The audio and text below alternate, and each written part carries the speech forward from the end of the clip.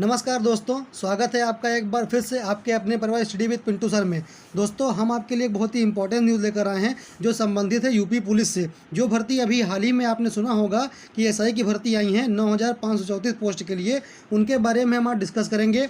Syllabus के बारे में जानेंगे और ये भी जानेंगे कि उनकी डेट कब तक बढ़ चुकी है। तो सबसे पहले इस इम्पॉर्टेंट न्यूज़ को जानने के लिए आपको क्या करना होगा, इस वीडियो को अंत तक देखना होगा। और अगर आपको वीडियो पसंद आए तो वीडियो को लाइक करके और हमारे चैनल से जुड़ने के लिए बगल में बने बेल आइकन को भी आप प्रेस कर लीजिएगा और चैनल को सब्सक्राइब कर लीजिएगा। तो आइए दोस्तों, सबसे पहले हम इस न्यूज़ को जान लेते हैं कि आखिरकार हमारी डेट कब तक बढ़ेंगी। तो आइए दोस्तों, जिसके लिए वीडियो बना है इंपॉर्टेंट डेट्स उनको देख लेते हैं। एप्लीकेशन बिगिन 1/4/2021, यानी कि आपकी एप्लीकेशन 1 अप्रैल को शुरू हो गई थी। लास्ट डेट कब है इसकी, यही डेट बढ़ी हुई है। पहले थी 30 अप्रैल, अब हो गई है 30 मई। जी हाँ दोस्तों, ये हाईलाइट वाला पॉइंट है कि 30 मई इसकी लास्ट डेट हो गई है। समय बहुत है, आप फॉर्म भर के आराम से तैयारी कर सकते हैं। तो आइए दोस्तों, सबसे पहले हम इसके सिलेबस को देख लेते हैं। लेकिन उससे पहले हम ये आपको बता दें कि सिलेबस अगर आपको डाउनलोड करना होगा तो आप कहाँ से करेंगे। उसके लिए आपको जाना पड़ेगा नीचे और उसके बाद आप देखेंगे यहाँ पर लिखा हुआ है अप्लाई ऑनलाइन या रजिस्टर्ड ऑनलाइन। तो यहाँ पर से आप ऑनलाइन कर सकते हैं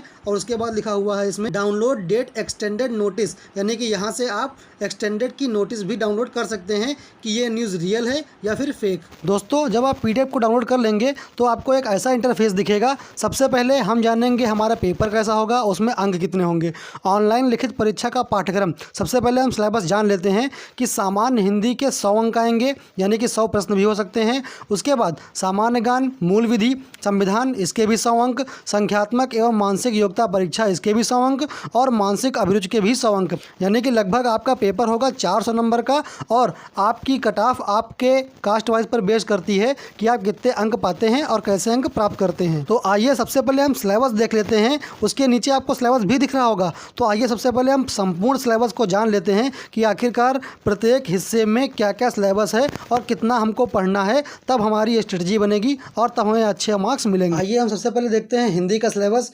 हिंदी में लिखा हुआ है हिंदी और अन्य भारतीय भाषाएं, उनके बारे में जानना पड़ेगा। हिंदी व्याकरण का मौलिक ज्ञान, हिंदी वर्णमाला, तद्भव तत्सम, पर्यायवाची, विलोम, अनेकार्थक, वाक्यांशों के स्थान पर एक शब्द, समरूपी भिन्नार्थक शब्द। उसके बाद लिखा हुआ है अशुद्ध वाक्यों को शुद्ध करना, लिंग, वचन, कारक, सर्वनाम, विशेषण, क्रिया, काल, वाच्य, अवयव, उपसर्ग, प्रत्यय, संधि, समास, विराम चिन्ह और मुहावरे, लोकोक्तियाँ। उसके बाद कुछ अन्य चीज़ें हैं, रस, छंद, अलंकार। और सबसे इम्पॉर्टेंट जिसमें क्या लिखा हुआ है, अपठित बोध।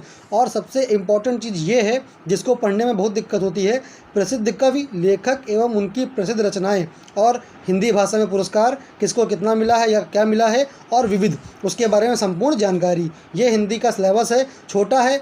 आप अगर लूसन की हिंदी की बुक लेते हैं तो अच्छे से इसको पढ़ भी पाएंगे। उसके बाद हम देखते हैं मूल विधि, संविधान या सामान्य ज्ञान। तो सबसे पहले मूल विधि देखते हैं। भारतीय दंड विधान एवं दंड प्रक्रिया संहिता, महिलाओं, बच्चों, अनुसूचित जाति के सदस्यों आदि को संरक्षण देने वाली संबंधी विधिक प्राविधान। उसके बाद यातायात नियम पढ़ना पड़ेगा आपको, पर्यावरण संरक्षण पढ़ना पड़ेगा, वन्य जीव संरक्षण, मानवाधिकार संरक्षण, सूचना का अधिकार। उसके बाद आयकर अधिनियम, बहुत ही इंपॉर्टेंट है, इससे क्वेश्चन आता ही है।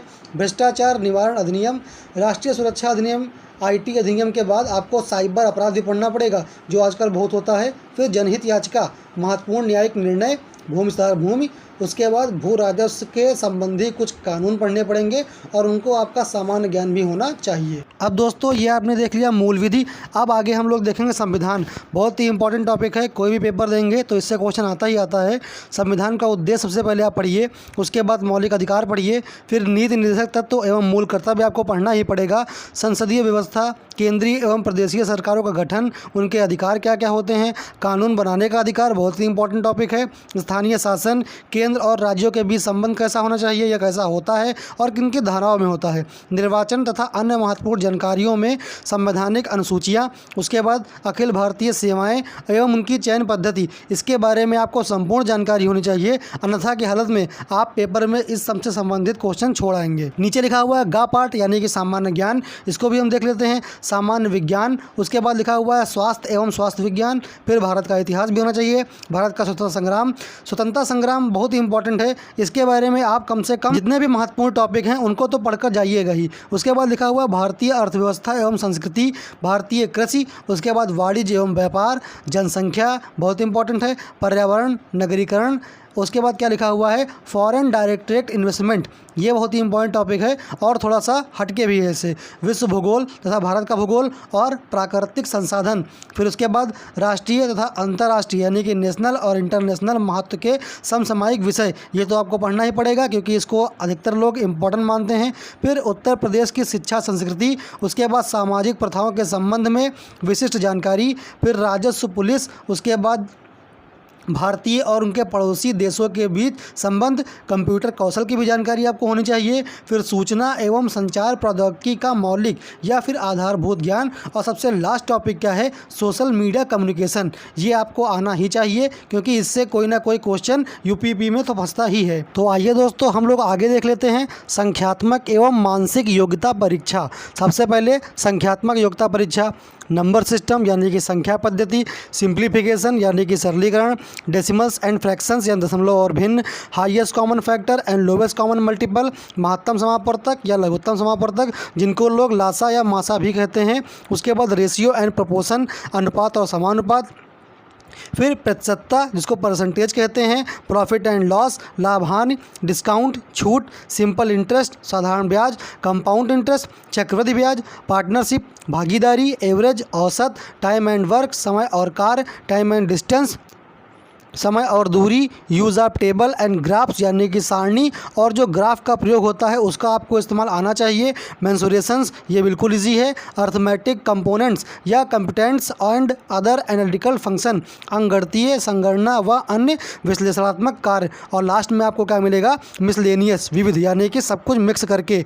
तो दोस्तों ये इंपॉर्टेंट टॉपिक है जो संख्यात्मक योग्यता परीक्षा से आता है। अगर आपने मैथ अच्छे से पढ़ी होगी तो ये आसानी से आपका हो पाएगा। तो आइए दोस्तों आगे हम देखते हैं मानसिक योग्यता परीक्षा, ये भी बहुत इंपॉर्टेंट है। सबसे पहले आता है तार्किक आरेख यानी कि लॉजिकल डायग्राम्स, उसके बाद सिंबल आता है रिलेशनशिप और वो कैसा होता है, संकेत संबंध विश्लेषण, उसके बाद प्रत्यक्ष ज्ञान होगा, उसके बाद आपका शब्द संरचना मिलेगी, परीक्षण मिलेगा, या फिर अक्षर और संख्या श्रृंखला, ये भी इंपॉर्टेंट है। ये पूरे के पूरे टॉपिक आपके रीजनिंग के हैं। शब्द और वर्णमाला में आंशिक समरूपता, फिर आपको क्या मिलेगा, व्यवहारिक ज्ञान परीक्षण जो नॉर्मली लोग करते भी हैं पढ़ते भी हैं, उसके बाद दिशा ज्ञान, आंकड़ों का तार्किक विश्लेषण, और सबसे लास्ट टॉपिक क्या होगा, प्रभावी तर्क। अंत में एक टॉपिक छूट गया है, आप उसको भी देख लीजिए, अंतर्निहित भावों का विनिश्चय करना, यानी कि दोस्तों आपको बहुत ही इंपॉर्टेंट टॉपिक मिलेंगे। अब दोस्तों हम इसका चौथा पार्ट देखते हैं जो किससे है, मानसिक अभिरुचि परीक्षा, बुद्धिलब्धि परीक्षा और तार्किक परीक्षा, ये तीनों इसके लास्ट टॉपिक हैं। इन्हीं में से आपका 400 नंबर का पेपर आ जाएगा। सबसे पहले मानसिक अभिरुचि हम देखते हैं।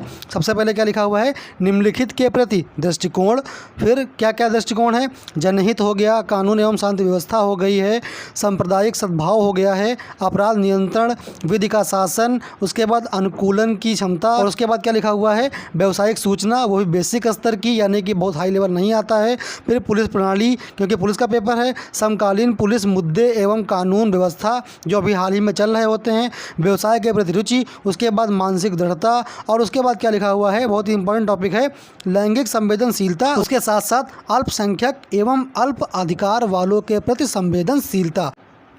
तो आइए दोस्तों आगे हम लोग देख लेते हैं बुद्धिलब्धि परीक्षा।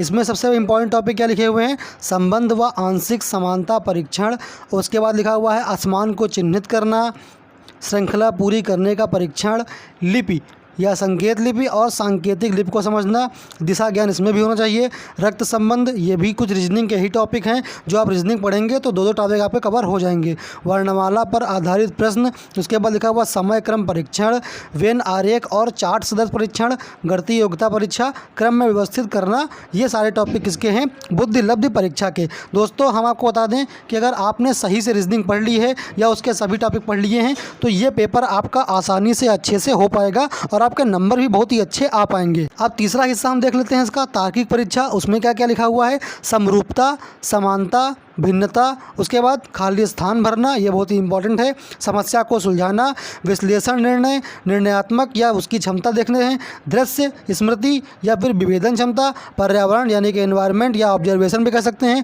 संबंध, अवधारणा, और उसके बाद लिखा हुआ आपका इंपॉर्टेंट टॉपिक है अंकगणितीय तर्क, कुछ मैथ के भी इसमें टॉपिक दिए गए हैं, शब्द और आकृति वर्गीकरण, देन क्या लिखा हुआ है, अंकगणितीय संख्या श्रृंखला, और सबसे लास्ट टॉपिक आपका क्या लिखा हुआ है, अमूर्त विचारों व प्रतीकों तथा तथा उनके संबंधों से सामंजस्य की क्षमता स्थापित करना, ये इंपॉर्टेंट टॉपिक थे। और हम आपको बता दें ये इतना ही सिलेबस पर्याप्त है आपको 400 नंबर दिलाने के लिए। अगर आप अच्छे से बनना चाहते हैं एसआई या आपका सपना है वर्दी पहनने का, तो दोस्तों जल्दी से अपने फॉर्म को सबमिट करके इस तैयारी में जुट जाइए और अच्छी सी स्ट्रेटजी बनाइए ताकि आपको आपका लक्ष्य आसानी से प्राप्त हो सके। तो दोस्तों ये थी एक छोटी सी अपडेट आपको जो बताती थी कि डेट बढ़ी है तो कब तक बढ़ी है और उसका सिलेबस क्या है और आपको तैयारी कैसे करनी है।